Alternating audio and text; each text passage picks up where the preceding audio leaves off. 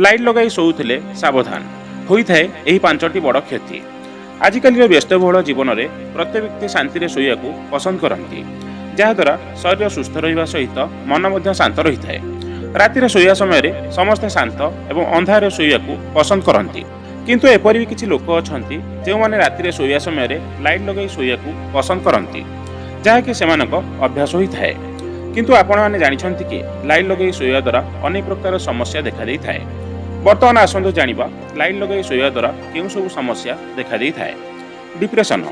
स्वास्थ्य विशेषज्ञ मतरे जदि आपण अधिक समय धरी लाइट लगाई शोउछंती तेबे आपण डिप्रेशनर शिकार होई पारंती, कारण आलोकर रश्मि आपणक निद खराब करिथाए, जार प्रभाव आपणक मेंटल हेल्थ को खराब करिथाए। फल आपण डिप्रेशनर शिकार होई पारंती। राग एवं थकापण।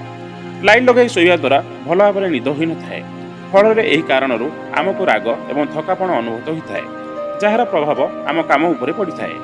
मोटापण।